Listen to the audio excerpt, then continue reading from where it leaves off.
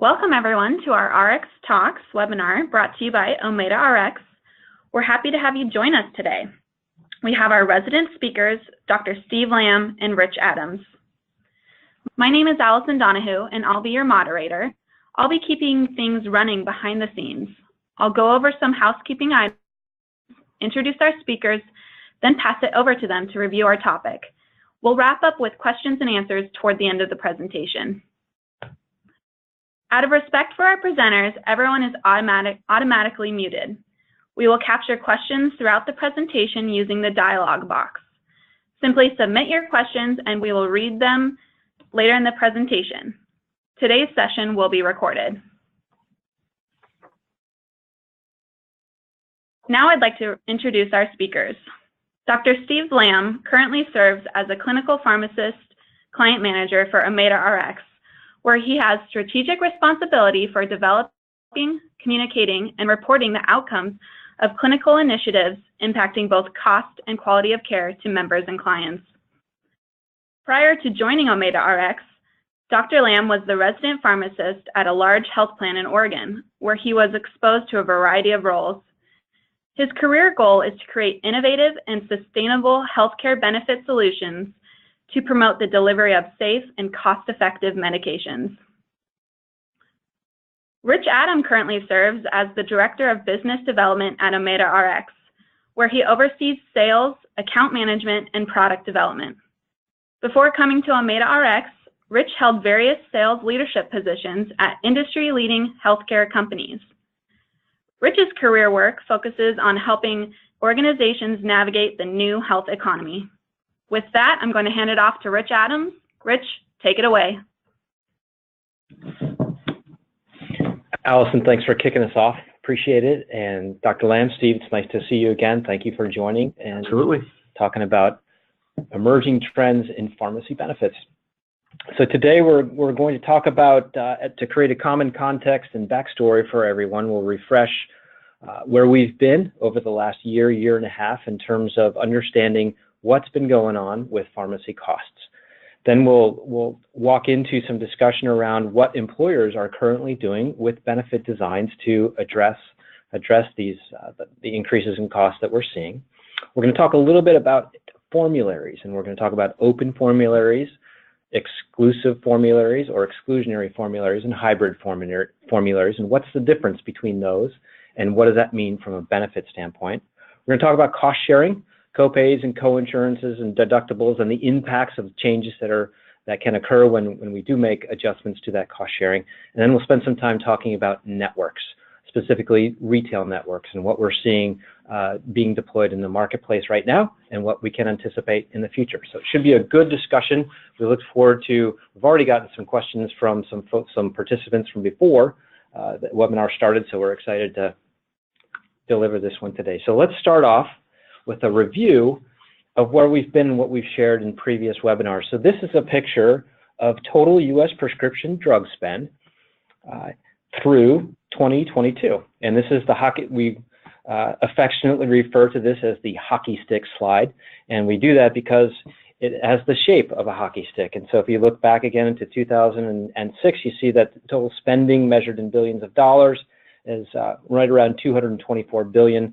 But it's forecasted to increase to about 455 billion by 2022. That's about a 6.9% compound annual growth rate. And we've talked at length about what's driving this. Specialty drugs, pharmaceutical manufacturer, advertising, the drug pipeline, the speed at which the FDA is approving drugs for distribution in the marketplace. And so this is a very concerning situation that we have here. Because even though pharmacy is just about 20% of total medical costs, if it continues to increase as rapidly and as dramatically as it is, it's causing some real challenges for employers and for employees and their dependents as well, because it's turning into one of the largest expenses that folks have. So let's take another look at pharmacy growth. In this picture, this is from PricewaterhouseCoopers. This is their MCTR report, which comes out every year at about this time. This is the 2017 version of it. It's similar to the Milliman report, total cost management report that they put out. But what this is comparing is it's comparing total benefit cost to total pharmacy benefit cost. And we can see here, it's roughly similar to what we've seen in other slides in other webinars, is that total benefit cost is relatively stable, if not decreasing over time. And that's a testament to the different management strategies that have been put in place, whether that be custom networks or chronic management of, management of folks that have chronic illnesses, or efficiencies that we've been gaining in negotiations with facilities or outpatient, inpatient, so on and so forth. So a relatively good outcome there from a total medical cost. But when we look at the pharmacy side of it, that's actually the darker line up above. We see that back in 2000, it was relatively high, and then it shoots down real quickly into about 2004, 6, and 8, and that's the generics, the impact of generics converting from brand that really helped to manage the cost. But then since 2014, we're seeing it increase again at about an 8% trend. And again, that reflects what we just looked at in the previous slide. Specialty pharmaceutical manufacturers, the FDA approval rate, so on and so forth. So this is a very important slide to really understand, in that total medical cost, benefit cost is actually relatively flat, but the pharmacy piece continues to increase. So that's our backstory, and that's our context. And with that, we'll start to have a discussion with Dr. Lamb about what are employers doing about that. And with this rapid increase in pharmacy costs, and somewhat dramatic increase, Dr. Lamb, what are employers, large employers, doing to address this concern from a benefit standpoint? Yeah, thanks, Rich. That's a really good question. And you just talked about the prices of drugs are getting higher and higher than ever, but the benefits that are used to manage them haven't really been keeping pace. So we do, however, have a myriad of ways to manage this through the pharmacy benefit. And specialty for the last 4 or 5 years has really been the focal point for many good reasons, some good and then some bad. The good is we are seeing a lot of innovation within this space, particularly in areas where we have not seen treatments for. So like drugs like Duchenne's muscular dystrophy recently got an approval for. The less popular reason is the pricing of these medications, because with innovation, it has come with a price tag, and it's becoming harder and harder to manage just based on how expensive these medications have become. Now, in previous webinars, we've talked about specialty care, specialty pharmacy. We learned about the power of having a pharmacy team dedicated to the member's disease. So someone who has something like that and who is working with specialty pharmacies every step along the way to help them better understand how to access the medications, how to understand the billing components to it, and how to use their medications through one-on-one counseling with the pharmacist is a really powerful way to help members understand which medications to use, how to use them appropriately, and how to get the best outcomes possible. And if you can look at the graph displayed here, you'll see that, especially pharmacy, and out of all the employers who were surveyed within this survey, more than half of them, 56%, has been deploying some sort of strategy related to specialty pharmacy. And that has been a fantastic way for us to control some of those drug costs. But some of the other widely known but less utilized strategies are things like mandatory mail order. Only 13% of those surveyed reported using mandatory mail design. And I think that is an opportunity that we need to take a closer look at. There are a lot of good benefits to using mail order, such as increased adherence, employer and member savings, and convenience.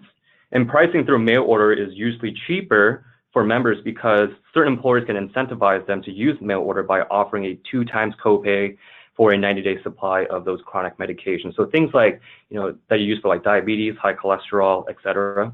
And so effectively, when things are cheaper, what we know is that, when things are more affordable, members will most likely take their medications a little bit better. And same thing with the convenience factor. When you eliminate the need for them to go to the local pharmacy to pick up their meds, they will also be more adherent to the medication. So definitely some benefits to looking at mandatory mail order design. That's a good recommendation, Dr. Lamb. Sometimes we hear in the marketplace that employers don't want to absorb the cost of that additional copay in the 2 times copay for a 90-day supply in the mail order.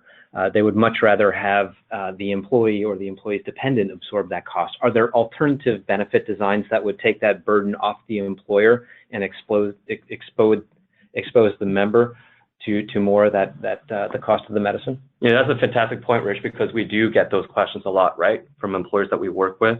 And the answer is yes. You can definitely take a more heavy-handed approach or a stick approach, as people would say, by adding restrictions. So if a member were to fill a prescription outside of a mail network, then what they would get is either rejection at the point of sale or a $1 penalty that is associated with it. So by doing it that way, you make the members go through mail order, and it's mandatory. Whereas what I just described earlier is more of a carrot approach. So we incentivize the members to use mail order by having a 2x copay. But if cost is a concern for the employer group that we're working with, then maybe a more stick or heavy-handed approach makes a little bit more sense. But another point I do want to call out, with that is, even though we are spending more money, employers are spending more money on these drugs, these are really good drugs. And the important thing to remember is by using good drugs, staying adherent to them, you actually eliminate the need, or at least reduce the need for them to go to the hospital, to go to ER visits, and preventing them from getting heart attacks and strokes. And that's a really important point, because in the long run, it saves the employer, the plan sponsor, money. So there's a thoughtful discussion there as employers define the mail order benefit. What's the overall strategy from a financial standpoint for the employer, but then what's also the impact that they're looking to have on the employee as well, in terms of incentivizing them to use mail or retail? Right, yep. Let me ask you a question about this one column called mandatory drug exclusions. It has 18% of the population. So exclusions on formulary have been around for a long time, and I'm assuming that that's what this is referring to, going all the way back to the initial days of the HMO. So it's not necessarily a new idea. An early and good example of that would be a generic-only formulary. We don't really see that too often anymore. However, in 2014, CVS and Caremark introduced a significant increase in exclusions on their formulary, and they made it part of their national formulary. So it became their standard. Since then, Express, Optum, Navitus, and Vision have followed suit, and now it's considered common practice in the marketplace to have an exclusionary formulary. Well, let's start out by talking about what are mandatory exclusions in a formulary, and how does it compare to an open formulary? Yeah, that's also a really good question, right? Because 18% of those who are surveyed have considered a mandatory exclusion design. But formulary design is really one of the many solutions we have available to rein in pharmacy costs. It is essentially a menu, right, that tells you what is covered and what is not covered. And it also tells you, of those drugs that are covered on the pharmacy benefit, which ones are the better ones to use. So as you alluded to earlier, Rich, we are seeing, as of more recently, different flavors of formulary design, such as closed formularies or hybrid formularies. And for the most part, closed designs were designed in response to the increasing pricing pressure of specialty drugs, or increasing pricing pressure of new branded agents coming out into the market. So to simply answer your question, a closed formulary, as the name would imply, would cover less medications than an open formulary would. And a hybrid is, somewhere in between. So for example, if we look at, the whole universe of drugs that are out there, and if we said there's 100 of those drugs available today, in a closed formulary design, we might cover 80 of those drugs, versus an open formulary, we would cover all 100 of them. And then in a hybrid, probably around 90 or so. Okay. Well, certainly, I completely understand that. So formulary management is absolutely critical to controlling costs and decreasing unit costs, and in a sense, increasing rebate credits as well from pharmaceutical manufacturers. All very important. But what role does evidence medicine play in an exclusionary formulary? Or does evidence-based medicine only apply in an open formulary? Evidence-based medicine lives in all aspects of formularies, right? Because it is really at the core of how we manage the benefit. They just vary in different intensities, depending if you're looking at an open versus a closed versus a hybrid. So in all three options, you're always going to find safe and effective medications for a given condition. The difference is, with a closed design, we're more focused on the cost aspect. So you might end up covering a medication just to maximize the rebate yield. So for example, I've had 3 drugs available, and 3 were all considered safe and effective on the same level of evidence. I may exclude just one of them to drive utilization towards those rebated products. So that's one of the main differences, and evidence-based medicine, however, still lives in all 3 of those different designs. I think you're making me think of hepatitis C. I think there are, and I believe those are specialty medicines that are associated with that. And I've seen some instances where PBMs have excluded a couple of the medicines for hepatitis C. Is that what you're referring to? Yeah, absolutely. So that is one of those instances where we've seen PBMs start excluding specialty drugs. And that, I would say, is probably a newer phenomena. We haven't really quite thought about excluding specialty drugs in more recent years, until recent years. But really, the reason why we're seeing that is because of rebates. So rebates lower the total net cost of a drug. We know that, right? So, for example, if we look at this slide over here with the examples in this box, we have Zepatier at the very bottom. Zepatier is a drug that's used to treat hepatitis C. And what we know is that there's at least 3 to 4 other drugs that are just as safe and effective to treat hepatitis C. So a savvy PBM might work out a deal with a pharmaceutical company to lower the cost of this drug class. And one way that they can do that is by using rebates or leveraging rebates. And what they would do is, exclude Zepatier from their formulary to drive utilization towards maybe some other products like Harvoni or Sovaldi. And that's one way for them to manage it through a closed formulary with limiting some specialty drugs. Interesting. So it's not just excluding brand drugs to favor generic. You can exclude generic drugs, for example, if they're high-cost generic drugs, and there are brand alternatives that are less expensive. Or one could choose to exclude specialty drugs if there are equivalent medicines that do just as good a job in terms of helping people get better. Yeah, absolutely. So it's a very thoughtful process. As you look out into the next 36 months or so, or 3 cycles of the plan year, do you see additional changes to formulary management from an exclusionary or an open standpoint or a hybrid standpoint coming to play in the marketplace? And are those in market now being tested or being released, or are they a little bit farther out from release?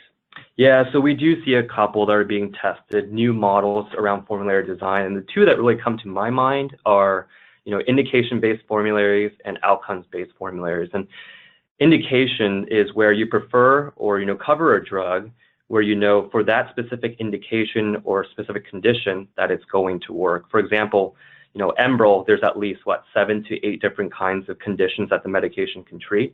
But of those 7 to 8 different conditions, maybe only 2 of them we know for sure is going to work. We know it's going to be effective. We know it's going to be safe. And then for the other 5 to 6, the evidence is kind of a little bit more murky. So for the ones that we do know are going to work for Enbrel, we would prefer it. But then for the other 5 to 6 conditions where we don't know, we might not prefer it. So that's how indication-based formularies work. Outcomes-based formularies are a little bit different, and it's more of a contractual agreement between the PBM and the pharmaceutical companies. And within these arrangements, drugs get preference on the PBM's formulary when there is a willingness by the pharmaceutical companies to basically put their money where their mouth is. If they say that the drug is going to work, then they're going to, then the PBM is going to prefer the medication. But if it doesn't, then that's where the pharmaceutical companies would pay the PBM back some money. So for example, like hepatitis C, right, we know that it's a cure. So in that instances, if there's a contract that's developed and there's a patient that uses the drug, well, we don't get a cure, that's where the PBM would pay or that's where the pharmaceutical company would pay back the PBM some money. What's your gut reaction to the indication-specific formulary? I think my gut reaction is there's still a lot to be explored. I don't think we really know necessarily how effective this is going to be right yet. And a lot of that has to do with, the contractual terms, how do you kind of develop all that? And then what is the actual savings? Because there's really has been no studies that are done right now that really show the ROI behind doing something like this. I think conceptually, if you think about it, it makes sense. But obviously concept versus having something that actually works in the market are 2 completely different things. So just like the mail order benefit design, choosing the formulary design, whether it's closed, hybrid, or open, is a thoughtful discussion. And there's some pretty deep analysis that needs to go into it, depending upon what you're looking to accomplish with your employee population. Yeah, absolutely. Good. All right, let's switch gears and move over to benefit tiers. And let's talk about evolving benefit designs from that perspective.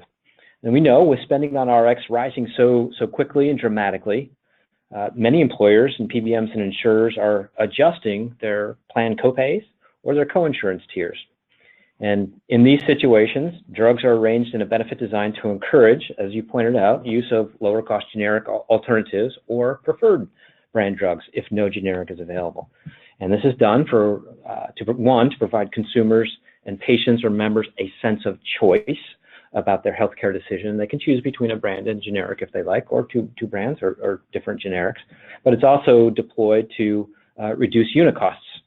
So from your perspective, what trends in benefit tier design are you seeing in the marketplace, and where do you see it headed in the near future? Yeah, so traditionally we've seen 2 and 3 tier benefit designs dominate the market, right? And the 3 tier would include something like generic for tier 1, a preferred brand for tier 2, and a non-preferred brand for tier 3. And that has worked for many, many years. But as of recently and as of late, specialty drugs has become a bigger part of the conversation. It's driving more of the pharmacy trend, the pharmacy cost. So 4-tier benefit designs, which include a specialty tier now, is to pop up, and you're seeing more and more of that in the market. So if we look at this diagram here from 2012 to 2016, we are seeing more adoption of 4+ tier benefits. So the purple, the dark red, and that light blue sections are growing. And the reason why we're seeing that is because employers are looking for more ways to better get a hold of the increasing pharmacy costs. And how do we help patients choose better therapies, choose more cost-effective therapies? And in fact, if you look a little bit deeper into the survey that was done by PBMI, you will see that of those who were surveyed, 38% or so within the next 2 to 3 years are actually considering moving from a 2 to 3 tier to something more of a 4+ tier. So that's kind of the trend that we're seeing right now within the market, just as a reaction to how much medications are costing to cover. It's a good discussion. So let's get pragmatic with this one. So you're sitting with an employer group and a consultant, and they've got 1,000 employees, and you're looking at their benefit design, and they have a 3-tier right now. What do you talk about with them when you consult with them about moving or migrating to a different benefit tier structure? How do you help them think differently about their tier design on pharmacy? Yeah, I mean, what we like to do is we have to lay it out, on the table, right, to show them, well, this is the amount of disruption that you're going to have to face, that your members are going to face. So this is the volume that we're going to be disrupting. But at the same time, this is also the ROI or the savings that are associated with moving from a 3-tier to maybe a 6-tier. So we help the employer groups really understand and help them make the decision on what is best for them. Because if, this is an employer group that I'm working with that is more concerned about the cost, then they might be more inclined, if there's a significant ROI, to move towards that 6-tier benefit design. But if there's somebody that is more change averse, just due to, knowing that their membership is not going to deal very well with the abrasion or maybe some of that transition, then maybe they will stay, or at least maybe just move to a 4-tier benefit design, right? So that's kind of the consultative piece that I do with them. But one thing we also relay to them is that although there is abrasion, there's ways to kind of ease that a little bit through better communication, so sending out member letters ahead of time, et cetera. So if that is an option they want to take, is to move towards a 6-tier benefit design, but they're still concerned with some of the abrasion, we have ways to ease that to make that a little bit more seamless and smooth. When you say disruption, I'm assuming that you're talking about either financial disruption, meaning my co-insurance or copay will change, or a change in brand to generic or between generic. So it could be twofold. Twofold, yeah. Okay, thanks. Great. Thanks for sharing about that one. It's a good conversation about the evolving tier structure of the pharmacy side. Yeah. So, Rich, if you don't mind, how about we flip the script a little bit today? And I have a question for you, actually. Okay. So, I took econ a while back as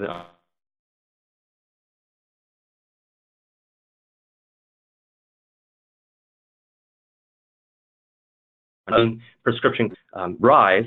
Have there been any impacts on the patients and the consumer? That's a good question, and thanks for letting me talk a little bit and answer a question. I appreciate that. So, super question. So, first of all, cost share. So, cost shares, we can see, looking at this chart on the left, back in 2012, about 23% of plans had deductibles on their prescription drugs. Fast forward to 2015, which is the most recent data we have on this, about 46% of plans have a cost share or have a deductible on prescription drugs. So we see that there's a pretty significant, almost a doubling, right, in the number of plans that have introduced deductibles or a cost shift to employees and their dependents. So that's pretty significant. So it's a dynamic that's occurring in the industry, and it's responding to ideas of consumerism. If you expose a consumer or a patient or a member to more of the true cost of healthcare, then they'll make better decisions, right? And this, we completely understand that. It's also been shown that when you introduce tiers and copays and co-insurances, it actually reduces overall costs because people make better decisions between brand and generic, for example. So very, very good outcome. But there are a few other phenomena that tend to occur. And so in addition to overall drugs increasing or drug costs decreasing, we also see that adherence tends to decrease over time for certain conditions. And that's an interesting thing when you think about it. And so if you introduce more of the cost of a drug to someone, they're less likely to continue to get their prescription refilled and then to take that therapy through its full duration. And that starts to lean into health outcomes and clinical outcomes, because we know that if people go get their medicines and then they take their medicines, they tend to stay healthy. And if they don't get their medicines and they don't take their medicines, they tend to have more quickly have an adverse health event. And so that's kind of an interesting phenomenon that we see. And so if you look at the chart here on the right-hand side, this is put out by RAND. It's a good study put out by RAND. They took a measure, they took an analysis of the level of compliance against the average planned copayment for cholesterol lowering therapies. And you can see here that as the copayment goes up, adherence actually goes down. So that's something that we really have to pay attention to. The third component or phenomenon I want to share with you about is as cost shares increase, chronically ill patients tend to delay treatment, meaning that as a member or an employee or the dependent is exposed to a greater portion of the cost of care, they are more likely to actually stop getting care or delay getting care overall. And again, this is a challenge. While it may on the short term keep costs low for them, in the long term, total medical costs for that individual could increase. And that's primarily driven by, if you're not taking care of yourself, you're going to have an adverse health event, right? And that adverse health event is going to cost you a little bit more money. So to answer your question directly, there is a direct relationship or a correlation between the amount of cost that a patient or a member or employee is exposed to and their willingness or their follow-through in terms of taking their medicines and taking care of themselves. So let me flip it back to you at this point. Let me ask you a question. Knowing this and seeing this in the data, what are some complementary benefits that you see in the marketplace being deployed by PBM or by health plans or by employees to help kind of assuage that situation for employees, to help them make better decisions so that they're being good cost stewards with their own money through better information or better healthcare decisions? Yeah, so I've seen a couple tools out there, but there really isn't a silver bullet per se, right? But what we do know is that engagement is absolutely critical. So if we think back to a couple webinars ago, we invited Sean Karbowitz, who is kind of the mastermind behind MedSavvy, and MedSavvy is this member engagement and pharmacy transparency tool. So for the listeners, on the call right now, if you hadn't had a chance to listen to it, I'll make a shameless plug really quick and say, go onto our website and listen to that webinar because it's absolutely fantastic. But that's one way, right? We have to help engage the members to help them choose and understand which drugs are good, but which drugs are better, and help them be better stewards of their own healthcare dollars by choosing these better drugs. The other way that we can do this is through things like an optimum value list, which is something that we have here, but the name of that list is going to vary from PBM to PBM. But essentially what this list does is it includes chronic medications, such as things that are used to treat like high blood pressure, diabetes, high cholesterol, where members can access these medications by bypassing their deductible. And this is the benefit design or added on strategy to make sure that people have continued access to these good drugs. And as you see on this slide right here, right, you'll see as copays go up, adherence will go down. And so what this does is it eliminates some of that cost barrier to make sure that patients can continue to be adherent to their medications. But, some of the employer groups that we also work with is what we found is they also like to just maybe offer these drugs for free. So they eliminate even the copay and coinsurance aspect of it because they know the value of these medications. They see that value, and they know that especially with folks who have high deductible health plans, this is an incredibly great tool for them because we're eliminating that barrier for them. If cost is that main barrier. That's a good discussion. And thanks again for asking me a question. It's a great. Thanks for giving me the opportunity. turn. So we've covered a lot of ground. We've talked about formulary. We've talked about closed formulary or exclusionary formularies and open formularies and hybrids. We talked about mail order. We've talked about tiering of coinsurance, deductible copay. We've talked about the cost shift, and the impact of the cost shift. And we've talked about now complementary benefits. Let's now pivot over towards networks. And networks, in their most basic form, are a grouping together of pharmacies, retail outlets where members can go and get their prescriptions. And we've seen over the last couple of years that just like medical networks of hospitals or providers have evolved and shifted a little bit and molded to some increasing costs, we're seeing that the pharmacy networks are now beginning to do the same.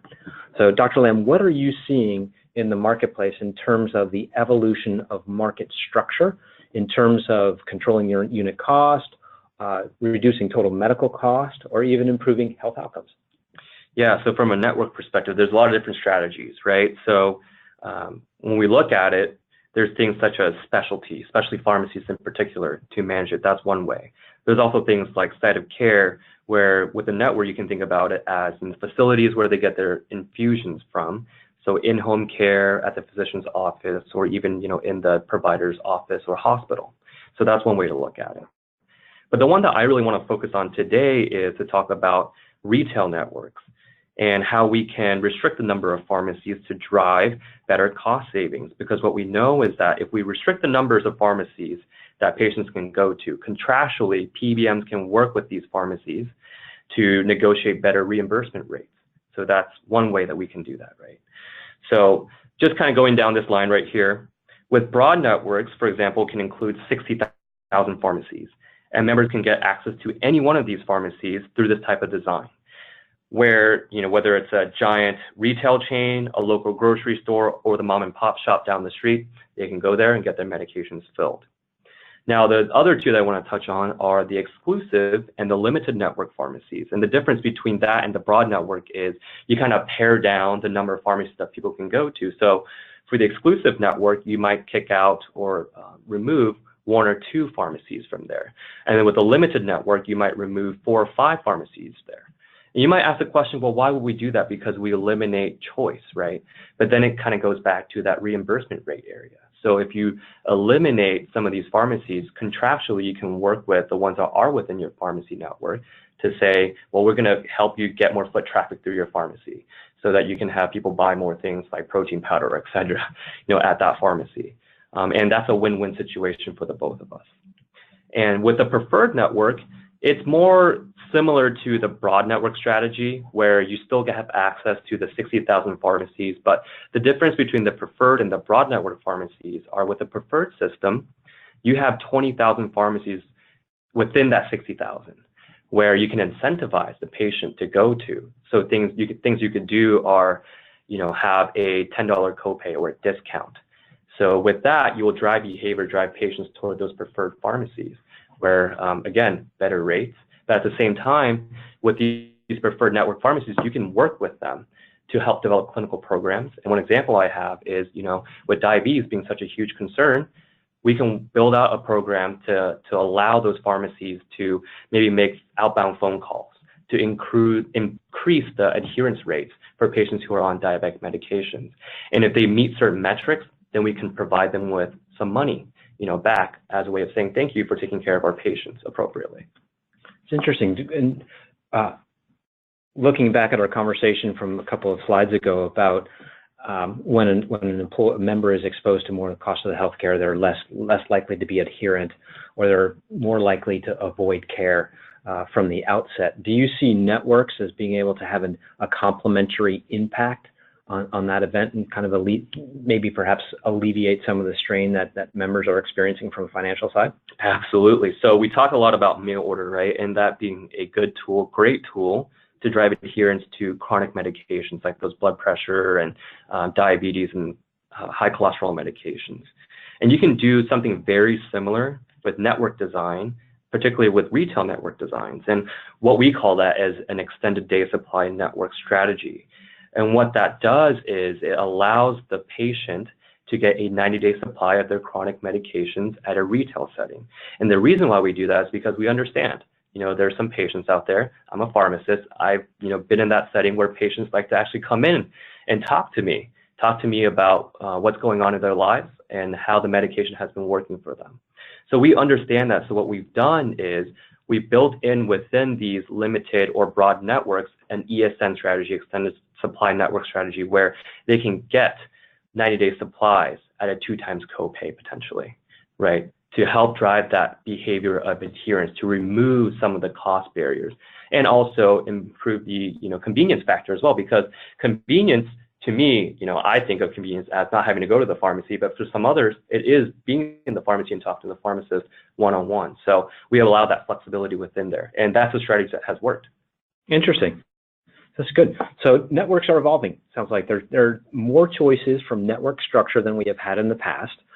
There's more ability to tailor the network to specific outcomes, whether those outcomes be we want to try to help members become more adherent and reduce our total medical costs, or we want to help members actually reduce unit cost for their out-of-pocket expense, and then total plan cost as well.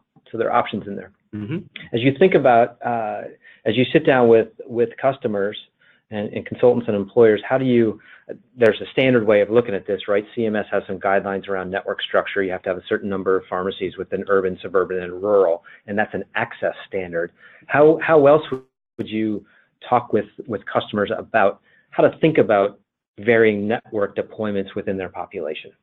Yeah, so I think what you're referring to, Rich, is the geo-access, right? Geo-access point. And CMS has some pretty strict guidelines, looking at rural versus suburban, urban, where you have to have a specific number of pharmacies available for people to go to. From a network strategies perspective, and in some of the consultations that I've had, opportunities that I've had to work with some employer groups, when we look at, well, what's going to fit best for you and for your employees, we have to look at, well, where are you guys based out of?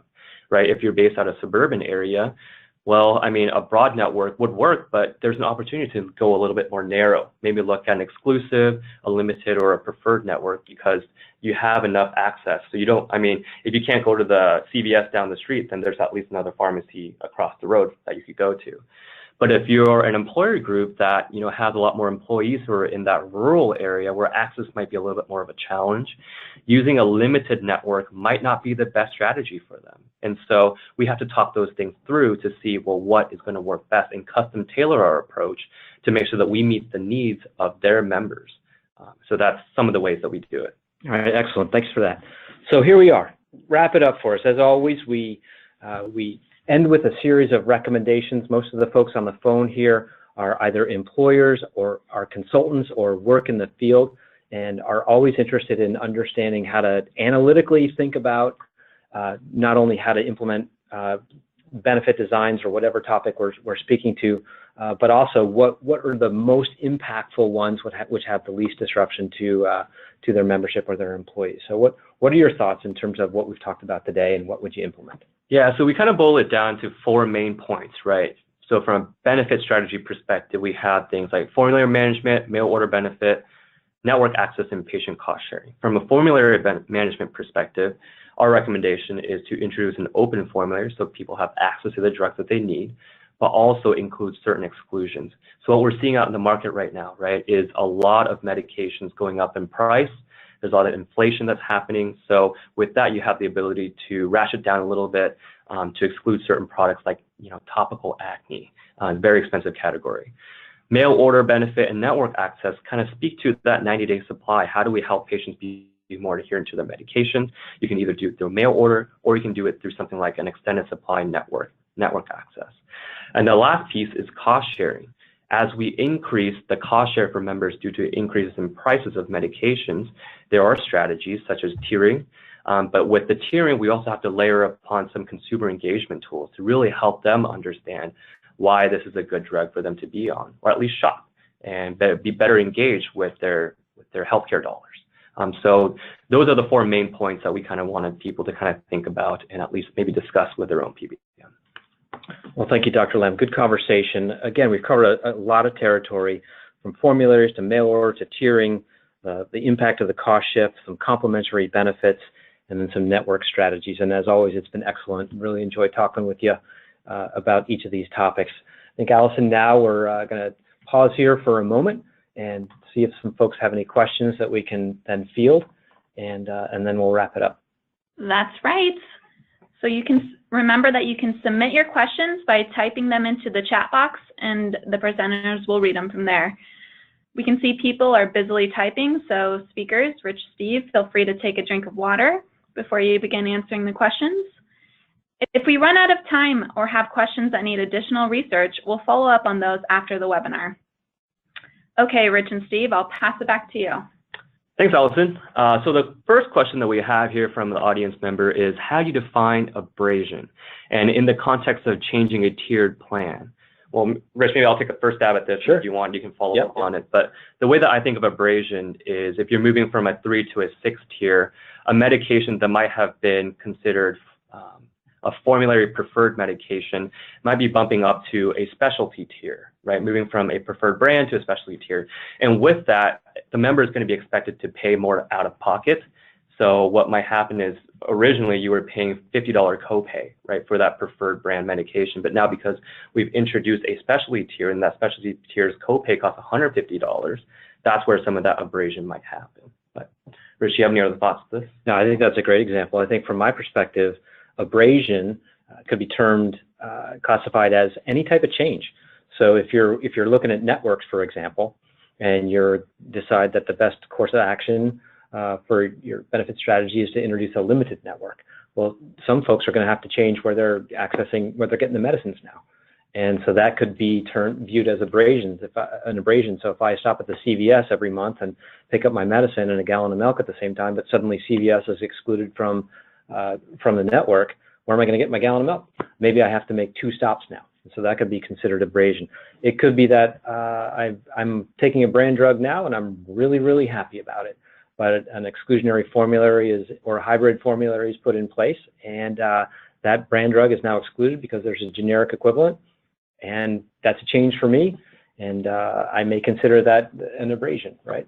Yeah. So I think it takes shape in many different. Well, it expresses itself in many different shapes when you're talking about pharmacy benefits and changes to pharmacy benefits. But I think the larger umbrella is any type of change that could be viewed as disruptive by a member. Right. Yeah. Good question. Yeah, really good question. The second one that we have here, and Rich, I think this one's probably more geared towards you, but what are some of the most popular benefit designs seen in the market today, and why? I think one of the most least popular, well, it depends on who's looking at popular, right? So if I'm an employee, I'm looking at, hey, give me a $5 copay, and that's really popular with me. But I think from a kind of a frequency standpoint, or just frequency of benefit design, you're looking at a migration away from fixed dollar copay to coinsurance and deductible. So I think right now for our book of business, we're looking at probably the 4 and 5 tier as the most frequent or the most popular. I fully anticipate that we're going to see a greater migration over to 6 tier over the next couple of years, and it makes complete sense from what we've seen from our market research in terms of the simplicity of the benefit design, with so many generic drugs out there and so many brand drugs out there, and with specialty and biosimilars, there's got to be a way to help members understand more easily the differences between the good and the better medicine. So I think that we'll continue to see a migration towards the higher numbers of tiers. Yeah, another fantastic question.